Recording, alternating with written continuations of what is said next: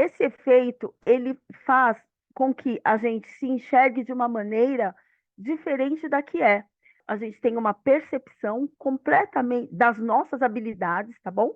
Completamente diferente daquilo que nós temos. E a princípio, infelizmente, eu não sei por que mágica, muitos traders iniciantes tiram muito dinheiro do mercado, nem eles sabem por quê. Esse efeito ele é baseado, né, no conceito de que pessoas com baixo desempenho, olha só, a gente ter um conhecimento técnico sobre o que é mercado muito baixo, a gente não consegue ter habilidade para conseguir distinguir o que é um mau desempenho.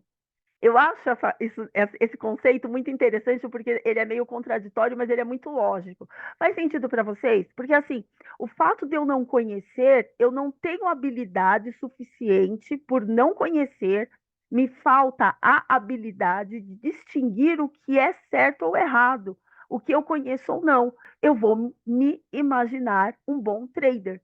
É nessa primeira fase. Quais são os exemplos que acontecem nesse momento?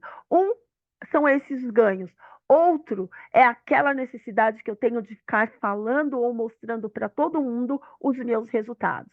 Eu costumo falar, porque por experiência da maioria dos traders que eu convivo, inclusive dos meus alunos, que trader que ganha dinheiro não fala, gente, não fala. Não fala, desculpa, mas ele não sai mostrando boleta, não sai, é muito discreto, fala, né, assim, que nem o pessoal aqui na sala, eles trazem o caminho das pedras, falam às vezes até de valores para referência, mas eu dificilmente, eu não conheço hoje, né, eu já estou há muitos anos nesse mercado, já acompanhei e acompanho muitos traders, e aqueles que têm bons resultados, quando eles começam a fazer ali um montante considerável, eles não saem falando do dinheiro. Então, essa é uma característica, geralmente, de trader iniciante. Não estou falando que isso é ruim ou bom, mas essa necessidade de sair mostrando boletas quando são boas. Ah, hoje eu fiz tanto. E aí fica um hiato, né? Aquele tempo sem falar nada, e aí daqui a pouco volta de novo. Ah, mas aí vocês entendem? E eu quero que vocês percebam assim, que não existe, eu não estou criticando, não é uma crítica, não é ruim ou bom, não é isso que eu estou querendo dizer. O que eu estou querendo trazer para vocês são algumas características para a gente tentar se autoanalisar, para a gente não cair nesse efeito Dunning-Kruger. Por quê? Porque esse efeito, ele cega as nossas percepções com relação às habilidades. É próprio do efeito. Por isso que ele é considerado viés, porque a gente tem crenças que não são reais. E por esta razão, ele é inconsciente. E uma forma da gente trazer o consciente, o inconsciente à consciência é através dos fatos, pontuando para as pessoas é, características, atitudes, ações, comportamentos que elas têm e quais são as razões desses comportamentos, tá? É simplesmente por essa razão que eu estou dando esses exemplos, né? Aqui não existe certo, errado, feio ou bonito. É o que é a real. E assim, né? Principalmente quando eu lembro quando eu operava com uma amiga, e nós ficávamos, né, ali falando, eu não falava dos valores porque na época, eu estava assim, eu achava que aquilo gerava uma certa competição, e eu sei que eu sou uma pessoa competitiva, e em alguns momentos ela poderia me fazer mal. Mas a gente tinha essa necessidade de falar, olha, a estratégia tal, ó, deu bom, ó, eu fiz, deu direitinho, não sei porque não funcionou para você, né? Tipo assim. Então, esses são alguns aspectos da primeira fase, né? E a gente tende a sobreestimar, a gente se subestima, né? A gente subestima, né? A gente acredita que a gente é muito mais do que é porque a gente começa a ver a diferença qualitativa entre o desempenho e outras pessoas. Olha, essa pessoa está aí no mercado há 400 anos e nunca conseguiu fazer uma boleta de 15K, que nem eu fiz, né? Então a gente olha só para esse lado quantidade, né? E não olha para o que tem atrás disso. Imagina um trader que acabou de entrar, sem o conhecimento técnico, mas ele tem, ó, dinheiro, ele tem muita esperança, ele tem muito desconhecimento, ou seja, ele não tem nem o conhecimento técnico e nem o conhecimento da vida de trader, do que é ser trader. Falta para ele o conhecimento de mercado e das técnicas do mercado. E ele está sob o viés desse efeito Dunning-Kruger. Imagina a bomba que essa pessoa não se torna, né? E aí isso é chamado, né, de carga dupla, porque ao mesmo tempo que falta habilidade, essa falta de habilidade, ela é acompanhada pela ignorância desta falta. Entendem isso? Então, a minha falta de habilidade, ela é acompanhada pela ignorância por eu não saber que me falta essa habilidade. Então, eu me potencializo, eu me subestimo, eu acho que eu sou muito mais do que de fato eu sou. Essa é uma característica muito marcante, né, na primeira fase. E até por conta, né, de a gente estar aí cheio de esperança nessa primeira fase, quando a gente começa a ver resultados positivos, a gente fica alegre. E aí é claro que a gente quer compartilhar. É por isso que a gente fala muito dos nossos resultados, que não são frequentes, mas quando eles esporadicamente acontecem, aí a gente fala muito de, olha, não é possível, a gente só não fala essa frase por educação, né? Mas não é possível que você não consegue usar esse setup, né, meu filho? Não é possível que você ainda não conseguiu entender a diferença entre day trader e scalping. O Peretti fala sobre isso todas as manhãs. E é importante fazer parte de uma sala nesse momento, por quê? Porque a gente começa a ver que, poxa, não é bem assim como eu pensava. Nossa, agora eu acho que eu falei na semana passada que eu estava com um ganho bem legal, mas agora, gente, ai que vergonha, né? Essa semana, eu fiz um desfalque. É, esse é um momento em que a gente começa a se questionar, começa a pensar sobre algumas questões. O que era tão fácil se torna, na nossa mente, praticamente impossível, e o que eu achava que eu tinha dominado, eu sei que hoje não fazia parte do meu domínio. E é aí que a gente pode chamar de uma segunda fase, tá? Que é o excesso de informações, né? A gente vai para essa fase do excesso de informações. Bom, nessa segunda fase, eu só quero reforçar para vocês que essas fases, elas não são praticamente assim, uma alternando a outra nessa ordem. Elas vão acontecendo, mas elas são fases que nós vivemos no trading. E aí, quando vem esse momento, essa segunda fase, que é de um excesso de informação. Por quê? Percebi que eu estou mais perdendo do que ganhando. O que eu vou fazer? Eu vou buscar conhecimento. E aí eu vou buscar conhecimento de verdade, né? Então, diante de várias informações que a gente acaba encontrando, que hoje não temos mais dificuldade em encontrar informações, muito pelo contrário. Diante de diversas informações que nós obtivemos nos estudos, a gente vai lançando mão de todas elas na frente da nossa tela. E aí, a gente vai testando uma e outra, por quê? Porque a gente quer ganhar, isso é fato, na busca por ganho. E com isso, a gente acaba não questionando, e questionando o que eu digo é validando essas informações. A gente só vai lançando mão delas, e são muitas informações. E apenas executamos, sem compreender de fato que associação essas informações têm em si e para os meus objetivos. Vou ser mais clara. Então, antes, para mim, o setup era assim: fez a mínima e máxima menor ou a mínima e máxima maior, eu entro, beleza, ótimo. Se não fosse as tantas outras informações, talvez seria simples, mas eu começo a enfeitar ali o coreto e fazer uma série de coisas e transformo aquilo num Frankenstein. Agora, nesse momento de excesso de informação, eu não percebo que essa mínima e máxima maior, ela tem uma teoria por trás dela, que é uma questão de um micropivô e qual é a função desse micropivô num contexto de análise técnica clássica.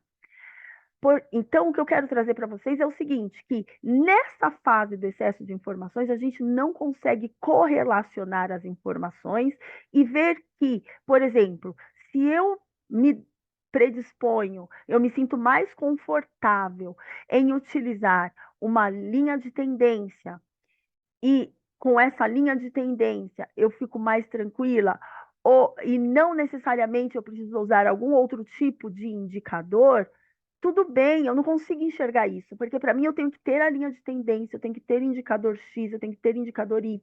De repente, se eu fico mais confortável fazendo retrações e projeções, ao invés de marcar suportes e resistências, eu ainda não consigo fazer essa ligação, porque para mim são coisas fragmentadas, separadas.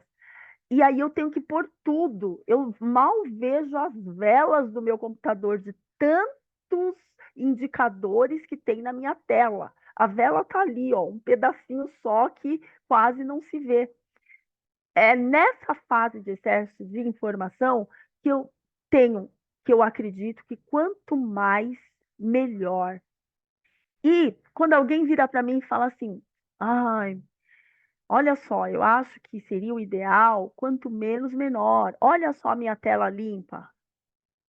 Balela, para de falar besteira, você está falando coisa que não existe, né? A gente pouco crédito dá, porque a gente está com tanta informação e todas aquelas informações que nos foram passadas, que nós buscamos, na verdade, essas informações, elas, de certa forma, elas têm um sentido para a gente, elas trazem um resultado, só que não todas elas juntas, porque elas também, provavelmente, têm uma teoria fundamentada por trás. Mas, nesse momento, eu não consigo distinguir e separar e conectar a quantidade de informações que tenho. Por quê? Porque em algum momento, numa próxima fase, você verá que tem informações que elas são parecidas, têm o mesmo objetivo, portanto, uma pode substituir a outra. E tudo bem, só que eu tenho que fazer uma escolha. Esse momento é um momento muito difícil, porque às vezes, nessa fase, ainda tem um resquício ali do efeito Dunning, né, que a gente estava falando agora há pouco. E nesse efeito, eu ainda não conheço a minha inabilidade, né? Então, eu não possuo a habilidade para discernir que eu não tenho habilidades. E aí fica esse monte de confusão, esse monte de informação, e aí eu só vou executando, sem fazer correlações nem ligações com os fatos, né? E aí, quando a gente vê que aquilo não dá certo, a gente xinga analista, a gente critica, vai lá no curso e avalia mal, a gente vai lá e faz uma série de levanta bandeiras, né? E fica muito bravo, e nesse momento a gente já sai, já abandona. Por quê? Porque nesse momento é difícil perceber que nós estamos perdendo dinheiro por incapacidade técnica, por excesso de informação. Excesso de informação não é sinônimo de boa adaptação ao que você precisa, aos objetivos que você precisa chegar. E o que, que a gente faz nesse momento? A gente vai lá e faz outro curso, vai lá e procura outro mentor, vai lá e adota outro setup. Eu quero fazer isso? Tudo bem, não tem problema. Eu tenho que deixar isso bem claro. Não tem problema. Mas, primeiro, seca todas as possibilidades daquele curso, estuda, veja, leia e releia, valide, teste. Não, realmente não funciona para mim? Então, tenho que cair fora. E muitas vezes o que faz com que o trader, nessa fase, não olhe muito para isso, é porque ele sempre está no senso de urgência. Por mais que ele não se sinta assim, por mais que ele não tenha de fato um senso de urgência, mas ele sempre acredita que está atrás, sempre acredita que está atrasado com relação aos demais. E como eu estou atrasada com relação aos demais traders que eu conheço, então não dá tempo para ficar testando, Danusa. A pessoa tem que me dar um setup que seja verdadeiro, um setup que me dê dinheiro, um setup que pague os tantos de cursos que eu já fiz, né? Por quê? Porque eu não tenho mais tempo. Só que é, o que eu gosto de trazer para vocês é isso, de pensar que com senso de urgência não dá para se fazer negócio nesse mercado financeiro. E segundo, nem sempre o senso de urgência é real. Às vezes, esse senso de urgência, o seu balizador do seu senso de urgência é a sua comparação com outros traders, que não é justo nem com você. E aí, eu posso ter uma aula aí para a gente falar somente disso, dessa questão de comparar e por que não é justo. Mas é um ponto que tem que deixar nessa fase, né? Que a gente tem uma série de informações ali. E a palavra-chave, né? Que se eu pudesse deixar aqui uma palavra-chave para essa segunda fase, seria cursos e setups miraculosos. Eu acho que seria essas duas palavras, né? Cursos com setups miraculosos. É o que se busca muito nessa fase. Então, na primeira e na segunda fase, nós estamos totalmente desesperados. Temos uma imensa vontade de acertar, de começar a tirar dinheiro com consistência e a gente tem vontade de operar muito e ter êxito. São esses os nossos principais objetivos, né? E aí a gente vai ver que conforme a gente vai passando de fase, os nossos objetivos mudam. Então, prestem bem atenção. Na primeira e na segunda fase, o objetivo principal do trader é ganhar dinheiro. Esse é o objetivo principal. Por quê? Porque está desesperado. O trader nessa fase está muito desesperado. O trader nessa fase ele tem muita vontade de estar sempre do lado certo da mão, né? Ou seja, o mercado está caindo, eu vou estar vendido. O mercado está subindo, eu vou estar comprado. E aí, por isso, ele tem muita vontade de ficar operando, operando, operando, porque acha que quanto mais operar, mais êxito terá. Então, essas são as principais características dessa primeira e dessa segunda fase, tá? E aí a gente vai agora falar um pouquinho da terceira fase, né?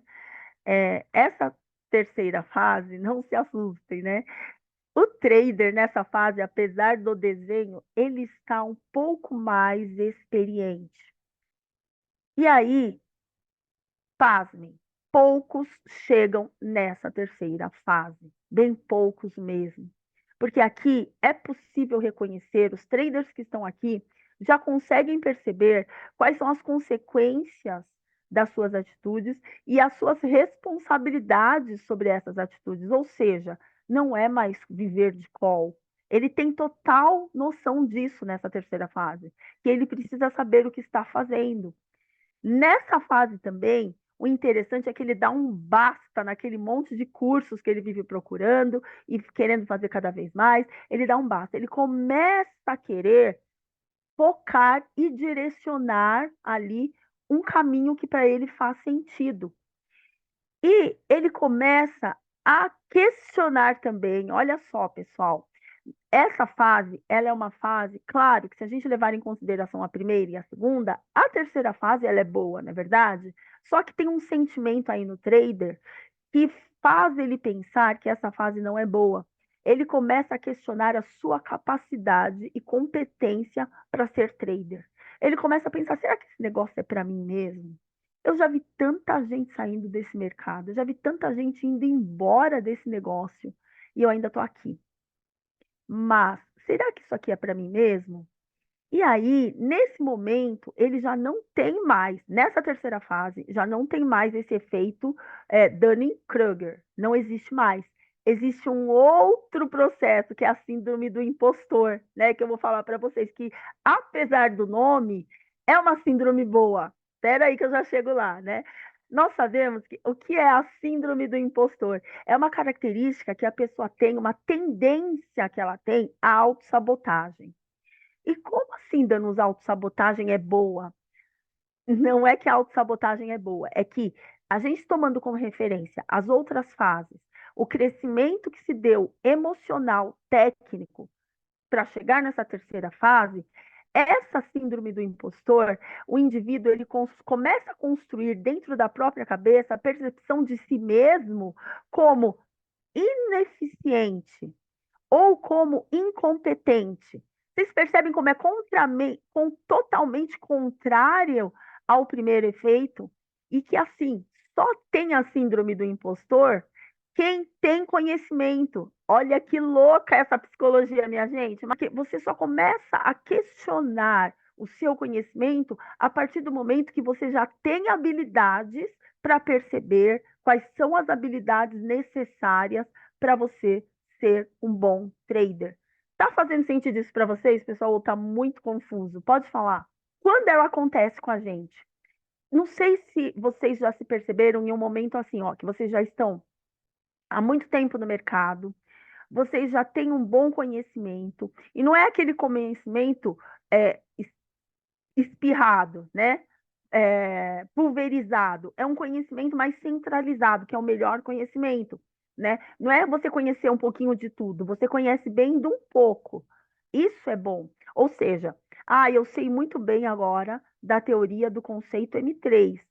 Isso é um conhecimento legal. Eu conheço muito sobre análise técnica clássica. Isso é um conhecimento legal. Então, você já tem um bom conhecimento. Você já está começando a construir uma certa segurança com relação ao seu conhecimento. No entanto, você acredita que os seus ganhos não estão correlacionados com aquilo que você sabe, que você poderia estar ganhando mais de repente. E aí você começa a se questionar, fala, meu, será que esse negócio é mesmo para mim? Será que eu devo continuar nesse mercado? Aí você olha para trás e você fala: Nossa, eu já investi tanto, eu sei tanta coisa. Eu acho que essa é a chave para a gente entender. É quando a gente olha para trás e fala: Eu sei tanta coisa. Se eu abrir mão disso agora, é um desperdício. É aí que existe a possibilidade da gente cair naquela tentação de: será que isso é para mim mesmo? E com relação a isso, não tem problema nenhum, que é uma fase de evolução. Você já consegue identificar as suas, as suas habilidades, você já consegue identificar o que você tem que fazer, o que você precisa fazer para ganhar dinheiro. Nessa fase você já sabe isso. Eu sei o que eu preciso fazer para ganhar dinheiro. Eu já escolhi as minhas ferramentas para eu ganhar dinheiro nesse mercado. Eu já escolhi a teoria que eu vou me basear, que eu vou me fundamentar para eu ganhar dinheiro nesse mercado. Então, respira fundo e eu vou ter que tocar, porque eu olho para trás, já investi tanto, mas eu já investi tanto, não tem como voltar atrás, de tanto conhecimento que eu já tive. Se não for aqui, vai ter que ser com alguma coisa muito parecida, porque eu já tenho muito conhecimento nesse negócio. Então, é nesse momento eu digo que é a síndrome do impostor, e que a gente já não está mais naquela fase que a gente é tão ignorante no sentido, não é no sentido pejorativo, tá? Ou seja, a gente desconhece tanto o que é esse negócio que a gente acha que sabe tudo. A gente desconhece tanto que a gente não conhece nem a minha incapacidade de ser trader. Essa fase já não está mais, isso é ótimo. Essa fase fala também um pouco de autoconhecimento. É de você conseguir perceber as suas qualidades e as características que você precisa melhorar.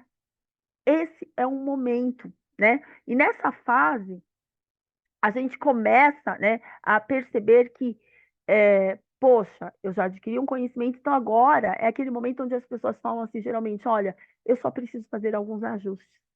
E aí, nesse momento, é um momento onde talvez a melhor saída seja você procurar um mentor ali para estar juntinho de você. Porque nesse momento pode ser sim só alguns ajustes. E esses ajustes, eles são muito pessoais. Apesar de nós, às vezes, utilizarmos as mesmas técnicas, análise técnica clássica, mas a percepção é individual dessa análise. A percepção não é subjetiva, mas a forma como eu trabalho com essa análise, ela é individual, né? E o André está dizendo assim, ó, síndrome do impostor é quando o seu setup está passando e você levanta para ir ao banheiro. Inconscientemente, ele é uma autossabotagem. Medo de levar stop mesmo no setup. Olha, eu diria, André, que esse exemplo que você trouxe, ele está mais voltado assim para. Não seria, eu acho que nessa parte da síndrome do impostor, não. Eu acho que ele, olhando aqui essas fases que a gente falou até agora, talvez essa aqui seja um momento do excesso de informação, onde você não está com medo de qual informação ficar de fato, né? E aí isso faz você hesitar. É isso mesmo, né, André? Isso que você escreveu, isso faz você hesitar. Por que que a gente hesita? Porque a gente não está confiando muito naquela técnica que a gente está utilizando. E talvez aí eu não estou confiando muito porque eu não debrucei com toda a força nela, no sentido de validar e treiná-la e estudá-la o máximo possível para ela se tornar confiante. E aí eu começo a hesitar. Você entende, André? Eu acho que está mais nessa linha, né? Eu acho que está um pouco mais nessa linha. Pessoal, se vocês tiverem dúvida, pode mandar. Se não quiserem falar, pode escrever no chat aí, tá bom? Que eu vou respondendo. E aí, nessa fase, pessoal, a gente tem bem claro aí as razões das nossas entradas, a gente sabe, porque aí já existe meio que consolidado o conhecimento necessário, tá? Eu vou mostrar um mapinha para vocês ali no final, que vocês vão entender um pouco mais essa questão da consolidação do conhecimento. E nessa fase, a gente já começa a saber as razões das nossas entradas, questionar as razões das nossas entradas, fazer interpretações do tipo: olha, eu sei que eu não preciso ficar o dia inteiro operando, por exemplo. Eu sei que eu não, que eu, pelo que eu estou vendo, pelo que eu já estudei, pelo que eu já analisei, eu sei que eu tenho que esperar. Eu sei que a minha estratégia não é assim, que dá todo o tempo. Eu sei que eu tenho que, por exemplo, fazer ali algumas entradas e respeitar o limite de stop se eu sou scalper, porque senão vai sobrepor, os ganhos não vão compensar as taxas que eu vou pagar. Então, é um pouco dessa linha de raciocínio que a gente já começa a ter nessa parte da síndrome do impostor. Nessa fase, a preocupação do trader, olha aí qual é a preocupação, é conseguir seguir o plano. Isso é formidável. Porque se você tem a preocupação em seguir o seu plano, o resto é consequência. Ou seja, o dinheiro é consequência. Quando a gente começa a duvidar da nossa competência. Mas a gente só duvida da nossa competência porque a gente é competente. Faz sentido? Porque assim, ó, vamos lá, vou dar um exemplo. Vamos imaginar eu e o Charles. Eu começo a duvidar da minha capacidade de analisar gráfico. Por que que eu estou duvidando? Porque o Charles é muito bom, ele que é minha referência agora, vocês entendem? E não é porque eu não sei analisar gráfico. Eu sei analisar gráfico, mas olha a minha referência. Então, eu começo a duvidar da minha capacidade de analisar gráfico. Fez sentido para vocês? E aí, a autossabotagem é quando a gente se acha incapaz de fazer da forma como deve ser feita. Olha que interessante, eu tenho conhecimento técnico, eu sei o que eu preciso fazer, porque nessa fase a minha preocupação é conseguir cumprir o que eu sei que preciso fazer. Só que eu não faço. Por que é que eu não faço? Aí é que está a questão da autossabotagem. Aí a gente tem que entender as várias razões que levam à autossabotagem. Mas, em princípio, é subestimar. Antes era subestimar, se achar demais. Agora é se achar de menos. Por isso que é autossabotagem. Você começa a se achar de menos nessa fase, né? Porque a sua referência tá, o treinamento, ele faz milagres. Treinamento é tudo, é tudo. Então, se você já tem, que essa fase, você já tem você tem bastante conhecimento, você tem a validação das suas análises, você tem a certificação das atitudes, você sabe o que você precisa fazer. Geralmente você tem um mentor a quem você se espelha, um único, porque às vezes a pessoa tem um monte aí, não que você não possa olhar outros, claro que não, mas você tem aquele que para você é uma referência. Então, se você já tem tudo isso, já sabe o que fazer e o que precisa ser feito, o negócio é treinar baseado nisso. É treino, muito treino, muito treino. O simulador é exatamente para isso. Não é para brincar, não é para jogar, não é para passar o tempo. O simulador é para treinar, para validar, para treinar inclusive o operacional também nesse momento a filtrar informações. Olha, eu sei que agora ali, como é o nome daquele que estão usando bastante agora? Kelvin, como que é o de baixo lá, que uma região de compra e região de venda? Como é o nome? Esqueci. Aí o André está falando, ó, uma dica para o simulador é aumentar a velocidade para chegar à entrada e diminuir para sair no gain ou no loss. Isso, boa, André. O ICOF, isso mesmo, Guilherme, obrigada, é o ICOF. Isso mesmo, André. O que eu falo para o pessoal, não acelera o simulador, que quando chegar na conta real, você não vai conseguir ficar na operação. Aí você pode até acelerar para chegar à sua entrada, mas eu recomendo não acelerar. Aí, por exemplo, se a pessoa trabalha com day trade ou swing trade, ela vai ter que esperar a entrada. Chegou a entrada, ela entra, aí até chegar lá, ela pode até acelerar, de repente. Mas você tem que aprender a esperar. É o ICOF, isso. Então, assim, ó, por exemplo, agora, eu até sei que esse ICOF aí faz muito sentido, mas não é para mim. Então, nesse momento, você começa a entender que nem todas as informações elas são, elas te servem. Nem todas as informações vai fazer sentido para você. Aí você começa também a melhorar a sua percepção, né, com relação a analisar o gráfico, unindo as informações que você tem do analista, que você tem como mentor, do seu mentor ou da sua mentora, com as suas. Você não vai mais para buscar a análise dele, você vai para validar a sua.